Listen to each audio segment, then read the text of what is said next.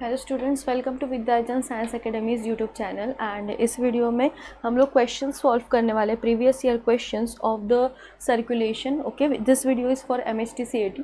Okay, so first question, first जो topic है आपका that is transportation in living organism. First question देखते हैं। First question is parenchymal circulation is found in. Okay, so parenchymal circulation क्या होता है? ऐसा सर्कुलेशन जो आपके मीजोडर्मल सेल्स के बीच में जो गैप है उसके बीच में और बॉडी वॉल्स के बीच में होता है। ओके, ऐसे सर्कुलेशन को हम क्या बोलते हैं? Parenchymal circulation. और ये सर्कुलेशन हमें किसके बीच में दिखता है, किसके अंडर दिखता है? अंडर द फ्लैट वर्म्स, यानी प्लैटीहेलमिन्थस जो होते हैं वो ऐसा सर्कुलेशन परफॉर्म करते हैं। So correct option is option number B. Then next question, streaming movement of cytoplasm. Okay, एक सेल में जब साइटोप्लाज्म मूव करता है, कंटिन्यूअस स्ट्रीम करेगा, उसे क्या बोला जाता है? ये आपके ट्रांसपोर्ट वाला जो चैप्टर दिया है आपके बुक में, वहीं ये सारी चीज़ें अच्छे से मेंशन किए। तो अगर आपने पढ़ी होगी तो आपको आंसर पता होगा। So correct option is cyclosis. Cyclosis is the streaming movement of cytoplasm. Clear? कौन परफॉर्म करता है साइक्लोसिस? जो बड़ी सेल्स होती है, जैसे large plant cells, large animal cells, these cells perform cyclosis. Then circulation in animals. Next topic जो आपका that is circulation in animals. First question, cockroaches and snails show circulation of blood through hemocoel and it is okay। जो cockroaches है, arthropods and snails mollusks show circulation of blood through, किसके through circulation करते हैं? Haemocoel के through, यानी कि ऐसा fluid जो बॉडी कैविटी में मूव कर रहा है। और ऐसे सर्कुलेशन को क्या बोला जाता है? Is it open circulation, close circulation, double circulation और पैरेन्काइमल सर्कुलेशन? अभी हमने पढ़ा कि पैरेन्काइमल तो प्लैटीहेलमिन्थस परफॉर्म करते हैं, डबल सर्कुलेशन और क्लोज्ड सर्कुलेशन ये सारी चीज़ें ऑर्थ्रोपोड्स या मोलस्क में नहीं होती है। इनमें कौन सा आपको दिखता है? डायरेक्ट बॉडी कैविटी के अंदर जब फ्लूइड फ्लो करेगा, ऐसे टाइप ऑफ सर्कुलेशन को हम क्या बोलते हैं? Open circulation. Okay, so correct option is option number A. Then next, which one of the following is not correct regarding to open circulation? Okay, which is not correct, incorrect statement पूछा है regarding to the open circulation. So first, blood is circulated through the haemocoel. Yes, अभी हमने पढ़ा कि जो blood है वो blood या जो भी फ्लूइड है इन ओपन सर्कुलेशन कहाँ मूव करता है या सर्कुलेट करता है? Inside the body cavity. So this is correct statement. Blood flows through the low pressure. Yes, this is also correct statement, क्योंकि कोई नेटवर्क ही प्रेजेंट नहीं है। डायरेक्ट ब्लड जो है वो विसरल ऑर्गन्स के ऊपर फ्लो करता है, तो उसका जो प्रेशर होता है वो कम प्रेशर प्रेजेंट होता है। Okay, so there is low pressure. C, present in higher mollusc and annelids. Okay, so open circulatory system जो है वो आपको मोलस्का में दिखेगी, but there are certain higher mollusc जिनके अंदर आपको कौन सा सिस्टम दिखता है? क्लोज्ड सर्कुलेटरी सिस्टम दिखता है। And also in annelids there is closed circulatory system, यानी कि ये जो स्टेटमेंट है this is a incorrect statement and our correct option is option number C. Still will read option number D. D option दिया है respiratory pigment is usually absent. Yes, क्योंकि open circulatory system में oxygenated deoxygenated ऐसा नहीं हो सकता, तो इनमें मेजरली जो आपके रेस्पिरेटरी पिगमेंट्स होते हैं, जैसे हमारी बॉडी में हीमोग्लोबिन है, ऐसे पिगमेंट्स इनमें एब्सेंट होते हैं। So correct option is option number C. Next question, select the correct match regarding the circulation in animals. इनमें से करेक्ट मैच देखना है related to circulation. Okay, open circulation, network of blood vessels, this is wrong, हमें correct statement देखना है। Okay, network of blood vessels तो absent होता है ओपन सर्कुलेशन में, there is no network of blood vessels. Then parenchymal circulation, round worms instead of round worms, किस में होता है? ये अभी हमने पढ़ा है, into the flat worms. Okay, platyhelminthes, और प्लैटीहेलमिन्थस कैसी वर्म्स है? These are flat worms. Then next, double circulation and venous heart. Venous heart का मतलब क्या होता है? ऐसा हार्ट जिसके थ्रू केवल डीऑक्सीजनेटेड ब्लड ही पास होगा। तो ऐसा हार्ट किसके पास प्रेजेंट है? फिश के पास प्रेजेंट होता है, मतलब फिशेज जो होते हैं उनके पास जो हार्ट होता है वो वेनस हार्ट होता है। और वेनस हार्ट कौन सा सर्कुलेशन परफॉर्म करता है? हमेशा सिंगल सर्कुलेशन परफॉर्म करता है। Okay, so for example this is the heart, ऊपर का चेम्बर है वेंट्रिकल, नीचे का चेम्बर है एट्रिया, वेंट्रिकल से डीऑक्सीजनेटेड ब्लड जाएगा।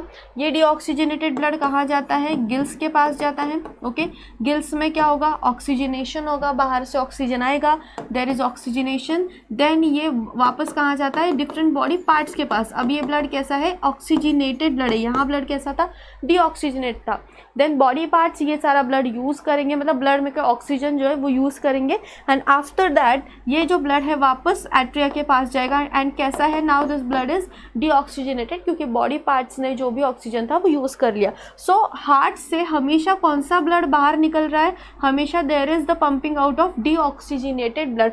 और ऐसे हार्ट को हम क्या बोलते हैं, वेनस हार्ट। एंड यहाँ हमें डबल सर्कुलेशन तो नहीं दिख रहा है, this is the single circulation, मतलब पूरी एक साइकिल में हार्ट से केवल एक बार ही ब्लड जो है वो पास हुआ है, right. So this is incorrect statement. Then closed circulation, transport of gases through hemoglobin. So this is the correct statement. हमारे अंदर there is closed circulatory system, मतलब network of blood capillaries is present and hemoglobin is present for the respiration. Okay, so correct statement is option number D. Next question, given below are two statements, okay, regarding to the circulation of blood in fishes. Okay, first statement देखो क्या दिया है, heart of fish contains only deoxygenated blood. Yes, अभी हमने देखा कि fish का जो हार्ट है that is venous heart and इसमें हमेशा कैसा ब्लड रहेगा, डीऑक्सीजनेटेड ब्लड रहेगा। So this is correct statement. Then fish show single circulation and blood passes the heart only once during each cycle. Just अभी हमने सॉल्व किया कि फिश के जो हार्ट है वो सिंगल सर्कुलेशन परफॉर्म करते हैं। सो जो ब्लड है वो एक साइकिल में एक बार ही हार्ट से पास करता है। So this is also correct statement, यानी कि statement 1 and 2 both are correct. So correct option कौन सा आपका, statement option A, both statement 1 and statement 2 are correct. Clear. Next, circulatory system in humans. First, mature erythrocytes are enucleated. Enucleated as in nucleus is absent. Nucleus is absent in the following animals except, किस animals में, नीचे कुछ animals दिए हैं, किस animals में nucleus जो है that is not enucleated. Okay, rat, monkey, llama, camel, elephant. देखो ये तो फैक्ट बेस्ड क्वेश्चन है, जब भी आप इरिथ्रोसाइट्स के बारे में पढ़ते हो वी नो दैट कि इरिथ्रोसाइट्स जो यानी कि आपकी जो रेड ब्लड सेल्स है जब वो मैच्योर होते हैं उनमें से न्यूक्लियस हट जाता है to increase the surface area so that they can carry more haemoglobin. Clear. But there is exception, और एक्सेप्शन क्या है, camel and llama. Okay, this is fact based, आपको ये लर्न करना पड़ेगा। सो कैमल एंड लामा, देखो ऑप्शन 3rd and 4th कहाँ दिया है, 3 and 4. So correct option is option number C.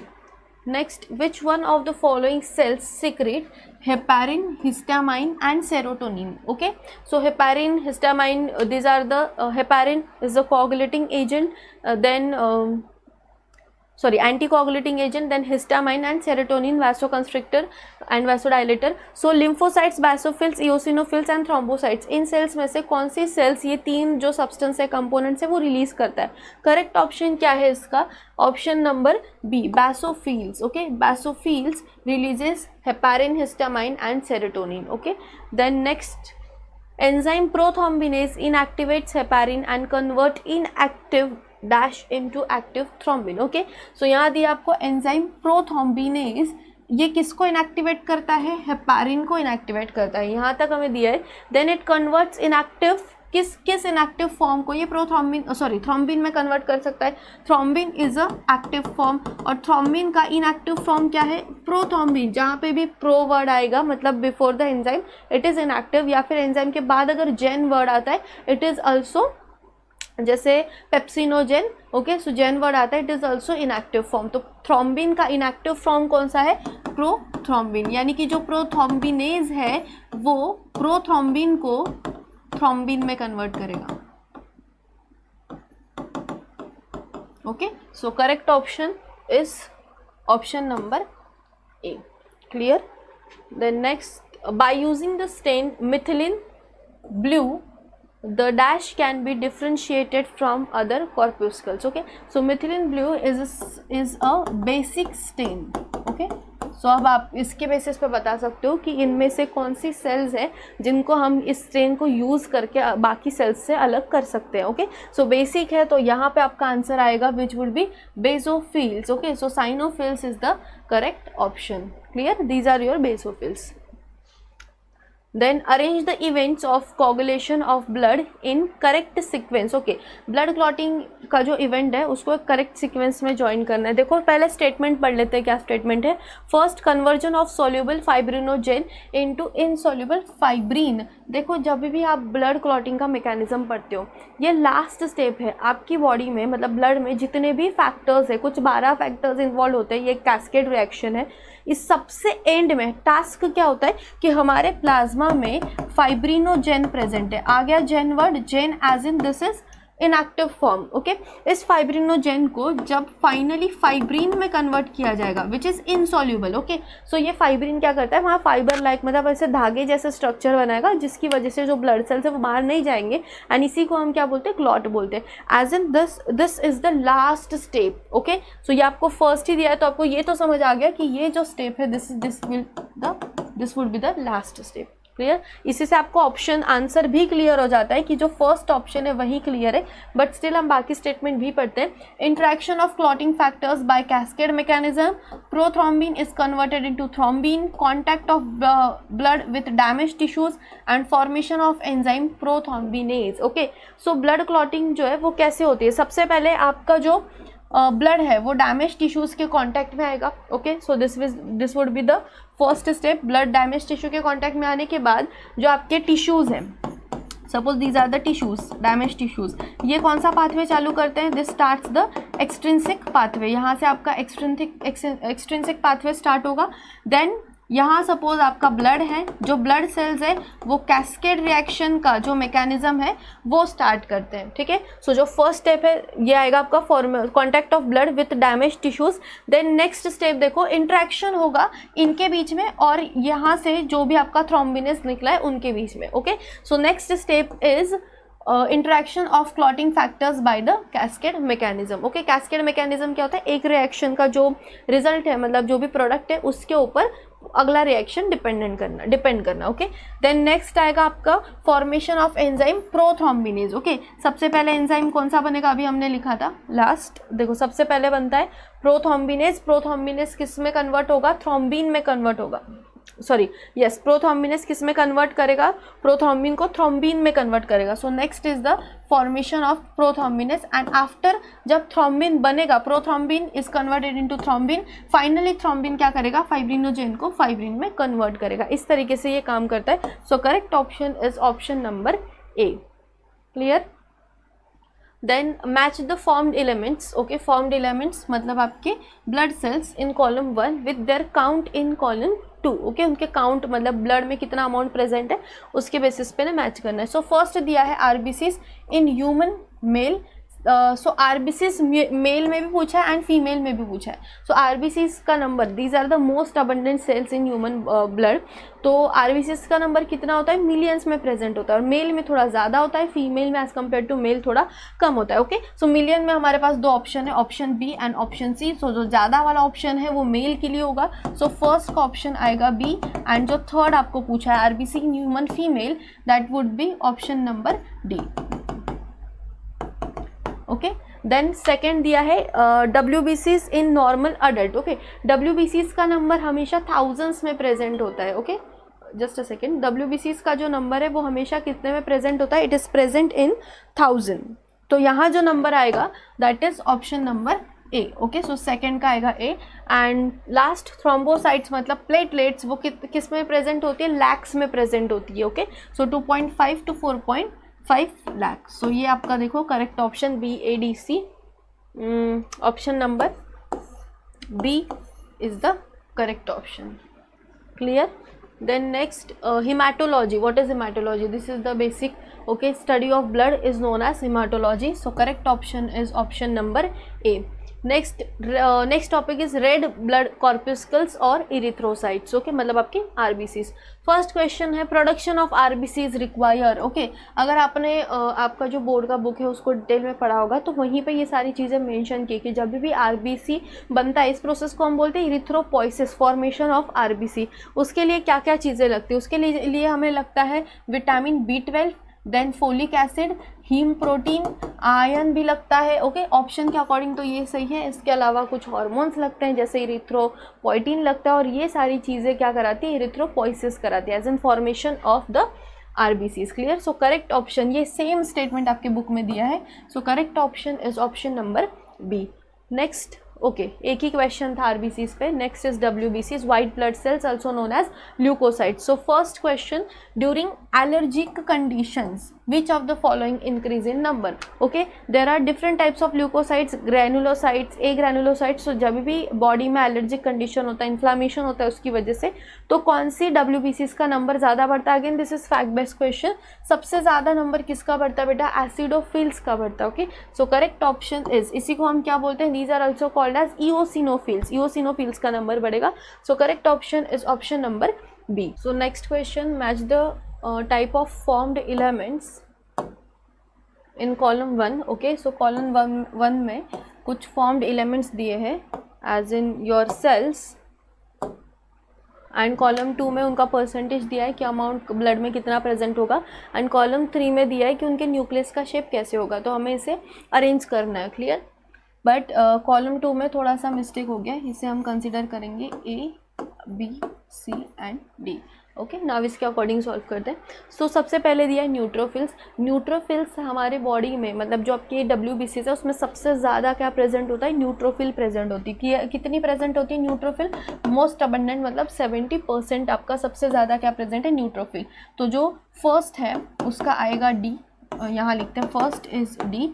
Then shape, neutrophils को हम और क्या बोलते हैं? These cells are also known as PMNL, polymorphonuclear leucocytes. मतलब इनका जो न्यूक्लियस है उसकी मॉर्फोलॉजी बहुत सारी, क्यों? क्योंकि ये मल्टी लोब स्ट्रक्चर है। कभी ये दो लोब का हो सकता है, कभी 3 लोब का हो सकता है, ऐसे 7 लोब तक ये हो सकता है। ओके सो सेवरल लोब्ड न्यूक्लियस, फर्स्ट का आएगा डी एंड 4। देन सेकेंड दिया है देखो इओसिनोफिल। इओसिनोफिल्स का नंबर कितना होता है? Between 1 to 3%। ओके कितना होगा आपका? 1 to 3%। सो इसका आएगा ए। देन इसका जो न्यूक्लियस है, न्यूक्लियस कैसा होता है? 2 लोब्स का होता है nucleus. Okay so it is a bilobed structure, यानी कि इसका आएगा ए एंड 1। देन थर्ड आपको दिया है लिम्फोसाइट्स। ओके सो लिम्फोसाइट्स देखो कितना प्रेजेंट होता है? It is about 5 to 30% in your body. Okay जो दोनों आपके लिम्फोसाइट्स है, बी लिम्फोसाइट्स, टी लिम्फोसाइट। सो इसका आएगा आपका ऑप्शन नंबर बी। एंड इनका जो शेप है, लिम्फोसाइट्स का शेप कैसा होता है? It is nucleus is spherical in shape. Okay कैसा न्यूक्लियस होगा? Spherical in shape. लास्ट आपका बचा है मोनोसाइट्स। ओके मोनोसाइट्स का नंबर थोड़ा सा ज़्यादा होता है, अराउंड 25 to 5%। सो इसका आएगा C and shape kidney shape nucleus. So option is 2। देखो ये ऑप्शन कहाँ मैच कर रहा है? अच्छा यहीं आप अगर आप एक भी सॉल्व करते हो तो आपका करेक्ट आता है, क्योंकि ये एक ही इसमें दिया है, right. So correct option is option number C. Clear. Then next, pus is a mixture of. Okay जो वाइट पिंपल के बाद जो वाइट पस निकलता है वो किसका मिक्सचर होता है? ऑप्शंस देखो क्या दिया है? Dead neutrophils, damage tissues and dead microbes, damage tissues and dead microbes only, dead neutrophils, damage tissues, living neutrophils and damage tissues. Okay जो फैगोसाइटोसिस का प्रोसेस है वो कौन परफॉर्म करता है? न्यूट्रोफिल्स परफॉर्म करते हैं, इसलिए जो पस है उसमें न्यूट्रोफिल्स प्रेजेंट होते हैं। सेकंड, ये डेड होंगी या लिविंग होंगी? तो इसमें जो न्यूट्रोफिल्स प्रेजेंट है वो ऑलरेडी अपना फंक्शन कर चुके हैं। So these are the dead neutrophils. Clear. So dead neutrophils इसमें प्रेजेंट है। इसके अलावा जो टिश्यू डैमेज हुआ है वो भी इसमें प्रेजेंट है, और जो बैक्टीरिया फैगोसाइटोसिस से न्यूट्रोफिल ने एनगल्फ किया था उसके डेब्रीज भी प्रेजेंट है, यानी कि डेड माइक्रोब्स भी प्रेजेंट है। So correct option is option number A. Next, match the column 1 with column 2। Okay यहाँ ब्लड कॉर्पस्कल्स दिए और यहाँ कुछ आपके फंक्शंस दिए। So first is neutrophils. अभी हमने देखा था कि न्यूट्रोफिल्स क्या परफॉर्म करते हैं? फैगोसाइटोसिस परफॉर्म करते हैं। सो फर्स्ट का आपका आएगा ओके बी। देन नेक्स्ट दिया है साइनोफिल्स। साइनोफिल्स एज इन योर बैसोफिल्स। अभी हमने पढ़ा था कि बैसोफिल्स या साइनोफिल्स क्या सिक्रीट करते हैं? Histamine, then serotonin, heparin. Okay so इसका आएगा सिक्रीशंस ऑफ हिस्टामाइन, यानी कि सेकंड का है आपका option C. Then acidophils also known as eosinophils. किस कंडीशन में एसिडोफिल्स का नंबर बढ़ता है? जब आपका बॉडी में एलर्जिक कंडीशंस होती है, और जब एलर्जिक कंडीशंस होती है तो क्या रिलीज होगा? एंटी हिस्टामाइन रिलीज होता है। ओके, सो एंटी हिस्टामाइनिक ये जो होते हैं, these are the acidophils. So third is option D. And last lymphocytes, हमें सबको पता है that is B lymphocyte and T lymphocytes. ये आपकी बॉडी में डिफेंस का काम करते हैं, यानी कि आपकी बॉडी को क्या प्रोवाइड करते हैं? इम्यूनिटी प्रोवाइड करते हैं। सो करेक्ट ऑप्शन देखो कौन सा आता है? B C D A. B C D A. So correct option is option number B. Clear? Then next, in the diagram of blood smear. Okay, यहाँ डायग्राम में थोड़ा साइड में हो गया, ये ब्लड स्मीयर का डायग्राम, यानी कि स्लाइड पे ब्लड का थोड़ा सा ड्रॉप लेके उसको एयर ड्राई या हिट ड्राई किया है, उसमें आपको एक्स क्या है वो फाइंड करना है। Okay, so this is x. ये ब्लड स्मीयर का डायग्राम है, यहाँ क्लियर नहीं होगा तो कुछ सेल्स दिए और उनके शेप के बेसिस पे हमें ये देखना है कि ये जो एक्स है वो क्या है। ओके, सो ऑप्शंस दिए हैं लिम्फोसाइट्स, ओके, प्रोड्यूसिंग एंटीबॉडीज। देखो लिम्फोसाइट्स नहीं हो सकते क्योंकि लिम्फोसाइट्स जो होते हैं वो न्यूक्लिएटेड होते हैं। यहाँ पर जितनी सेल्स हैं इन दोनों सेल्स में आपको न्यूक्लियस दिखाया, बाकी सेल्स में न्यूक्लियस नहीं है। ओके, सो ब्लड में ऐसी कौन सी सेल्स हैं जो स्पेरिकल भी दिखती है और उसमें न्यूक्लियस नहीं है? So these are erythrocytes. Erythrocytes सामने से स्पेरिकल दिखते, साइड से they are biconcave. Okay, so spherical biconcave shape किनका है? इरिथ्रोसाइट्स का है। एंड ऑल्सो उनमें न्यूक्लियस इज एब्सेंट। तो जो एक्स है दैट इज इरिथ्रोसाइट्स, और इरिथ्रोसाइट्स क्या मेंटेन करते हैं? ब्लड का विस्कोसिटी मेंटेन करते हैं। This is one of the functions of erythrocytes. So correct option is option number B. Clear? Then next, A granulocytes constitute about how many % of total WBCs? Okay, WBCs leucocytes में आते हैं आपके A granulocytes and granulocytes। तो A granulocytes में आपका क्या आता है? Monocytes and lymphocytes. ओके, सो अगर टेक्स्ट आपने पढ़ा होगा उसमें दिया है क्लियरली कि 28% आपके क्या प्रेजेंट होते हैं? ए ग्रेनुलोसाइट्स प्रेजेंट होते हैं out of total leukocyte count. Okay, so 28% देखो, option number D is the correct option. Which of the following blood corpuscles secrete serotonin? Okay, repeat हो रहा है ये क्वेश्चन, अभी हमने देखा था। Clear? So okay, basophils, eosinophils, thrombocytes, lymphocytes and monocytes. Now we know कि बैसोफिल्स तो सिक्रेट करते ही हैं। ओके, बैसोफिल्स सिक्रेट करते ही है। क्या सिक्रेट करते हैं? Histamine, heparin and serotonin. But इसके अलावा और कौन सी सेल्स हैं जो सेरोटोनिन सिक्रेट करती है? Okay, so this is the fact based question. Also thrombocytes जो प्लेटलेट्स है वो भी क्या सिक्रेट करती है? सेरोटोनिन सिक्रेट करती है। Serotonin is a chemical messenger, या this is the vasoconstrictor. Okay, so correct option is 1 and 3। Option number A is the correct option. Next, in normal healthy person, if the total WBCs is about 9,000 per cubic millimeter, then number of A granulocytes is about, okay, so total कितना है? 9,000 per millimeter of cube। और हमें क्या पूछा है? A granulocytes। अभी हमें पता है कि A granulocytes जस्ट सॉल्व किया था, कितने परसेंट है ए ग्रैनुलोसाइट्स? टोटल 28%। सो बस 9,000 का 28% निकालना है। ए ग्रैनुलोसाइट्स आर 28%, इसको सॉल्व करो।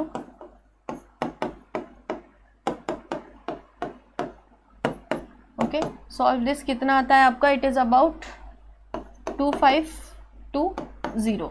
Okay, so correct option is option number C, और इसके आगे per millimetre cube. Okay, so correct option is option number C. Then next, thrombocytes या platelets. Okay, so first, okay, इसमें क्वेश्चन टाइप नहीं हुआ है। Okay, so this is the question. ये आपको कुछ सेल्स दिए हैं। Select the sequence of blood corpuscles as per their per cubic number millimetre number in the blood cells. So in the blood. Okay, so blood में सबसे ज़्यादा number किसका होता है? किस सेल्स का होता है? देखो ऑप्शन दिया है erythrocyte, platelets, monocytes and neutrophils.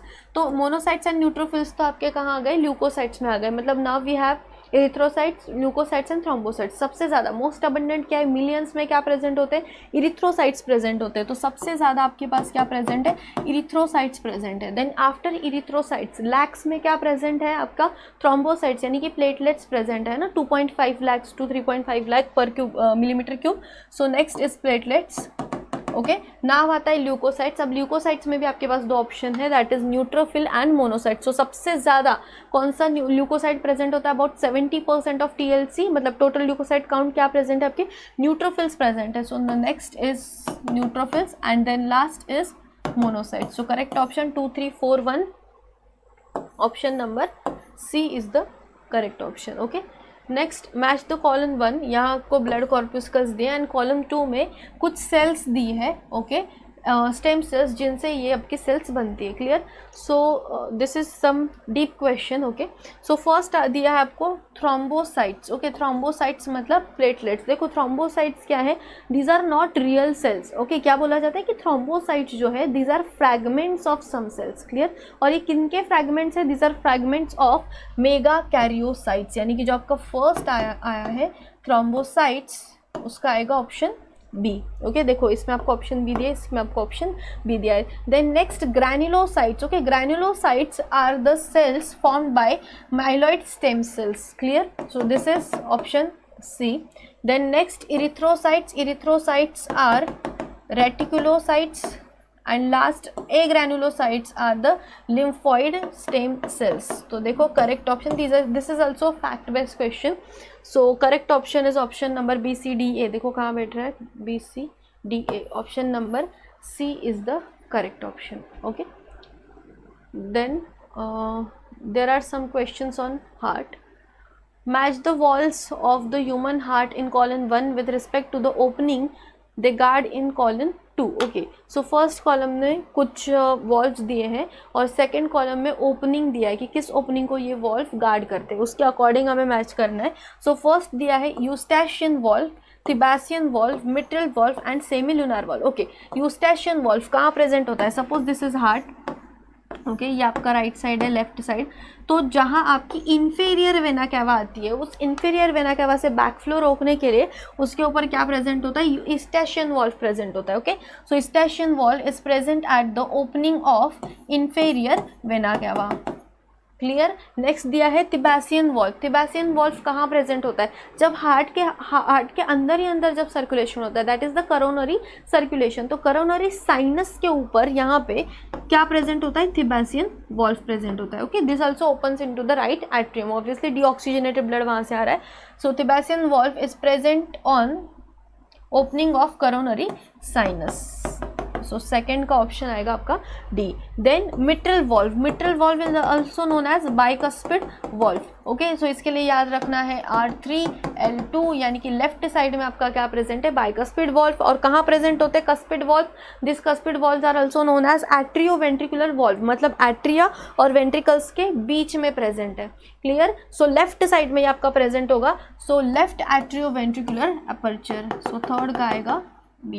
And last semilunar valve at the opening of the aorta, pulmonary aorta. So correct option is C, D, B, A. Option number A. Clear? Then match the phases of cardiac cycle. Okay, in column 1 and duration in column 2. So cardiac cycle का total duration कितना है? 0.8 seconds. Clear? और यहाँ कुछ phases दिए cardiac cycle के, इनका duration match करना है। सो सबसे पहले हम एक कार्डियक साइकिल बनाते हैं। ओके,